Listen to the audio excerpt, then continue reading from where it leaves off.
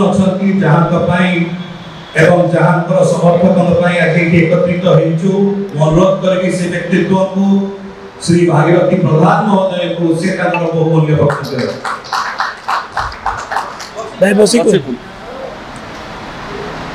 धन्यवाद आदरणीय पूर्ण भाई।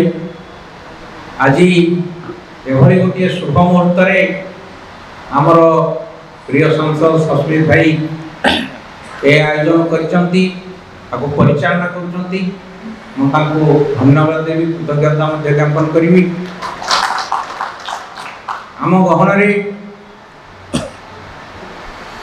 आठमल्लिक विधानसभा वस्तुत विजु जनता दल प्रार्थी किंतु ओडिशा प्रदेश रे जड़े दक्ष बिंधाणी एक कथा कहीं अस्वीकार करें से आदरणीय नलिनीकांत प्रधान मोर श्रद्धार केन्द्र मोर बड़ भाई आम सांगे चिन्मय बाबू अच्छा से छात्र नेता परवर्ती मुहूर्त एभली एक गोटे दल जार सुनाम आज भारत दरबार अच्छी तार अंगुल जिलार ऑब्जर्वर मुखपात्र आदरणीय माझी बाबू अच्छा जे कि मीडिया मैनेजमेंट को कहते कार्यक्रम को मध्य आगे नौकरी मो समस्त को मध्य कृतज्ञता ज्ञापन करी आज ये गोटे अवसर मो आनी आ विशेष भाव मोर सांगे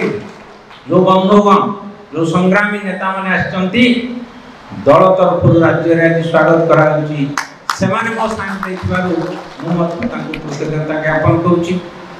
अन्य पक्षरे आठमल्लिक विधानसभा अनुगुल जिलार विजु जनता दल को विशेष भाव जो मैंने कांधे धरी मो जोगाजोग न करि पारिथिले मध्य सेमाने आज मो स्वागत पाई आसीचंती मो सेमान को मध्य धन्यवाद दूची। मु जानि नथिली जे सेमान मध्य एते संख्या रे आछंती। सर्वप्रथमे विजु जनता दल परिवार मोर आठमल्लिक विधानसभा अनुगुल जिला मते सादरे ग्रहण करिछि एइटा सेइथाय मो समस्त बंधुगण मिश्रण पर्वर विषय को विशद भावे सस्मित भाई मो व्यक्तिगत विषय सहित दल आभिमुख्य मध्य कहि सकते आज ये अधिका कथा कहबार आवश्यकता नहीं। मु को पृष्ठभूमि रे विजु जनता दल रे योगदान करने निष्पत्ति नेली से गोटे दुईटी शब्द कहीदेवा उचित हम। मु 15 दिन आज की हम इस्तफा पत्र देइथिली मोर पुराना दल मु 15 दिन मो कार्यकर्ता मोर नेतृमंडली मोर शुभेच्छुक सहित परामर्श कला परे मु कहली मु गोटे दरखास्त दूची मो दरखास्त मंजूर कर। मु गोटे दल त्याग करिछि मो पई आ गोटे प्लेटफॉर्म मो पई कोन सुजोग सबो कार्यकर्ता गोटे स्वर रे कहले विजु जनता दल विजु जनता दल विजु जनता दल। ए राय पाइला परे मो निष्पत्ति को मो आदरणीय पुनो भाई माध्यम आमर मंटू भाई आ सर्वोपरि प्रणव प्रकाश दास बबी भाई सहित प्रत्यक्ष भाव में आलोचना कला परे मते से संपूर्ण भाव जो स्वागत करिसंती मो सेठ पई चिर कृतज्ञ।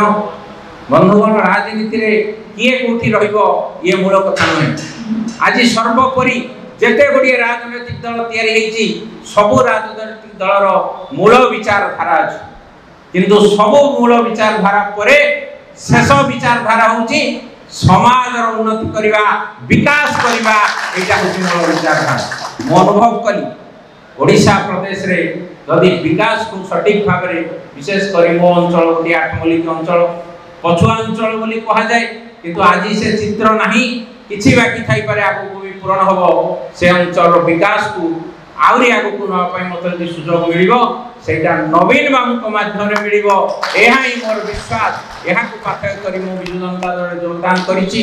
आ शेष कथाटी हैला विजु जनता दल गोटे आंचलिक दल ही थाई पारे किंतु विजु जनता दल जो विकास धारा मान्य नवीन बाबू कर जो मुख्यमंत्री रो भावमूर्ति ये केवल जातीय स्तर दल हेले मध्य तांको व्यक्तित्व गोटे जातीय स्तर रे परिणत हेछि एटा मते बेसी आकृष्ट करिछि।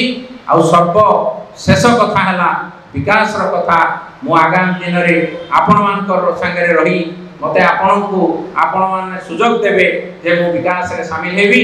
आज समस्त एठी उपस्थित थिबारु एभली गोटे कार्यक्रम शुभ संध्या हवाकू जाउची ए कार्यक्रम रे मते सुस्वागत करथियारु मो समस्त पाखरे चिरकृतज्ञ। जय जगन्नाथ जय जगन्नाथ। नवीन पटनायक जिंदाबाद नवीन पटनायक जिंदाबाद शंख चिन्ह जिंदाबाद। धन्यवाद।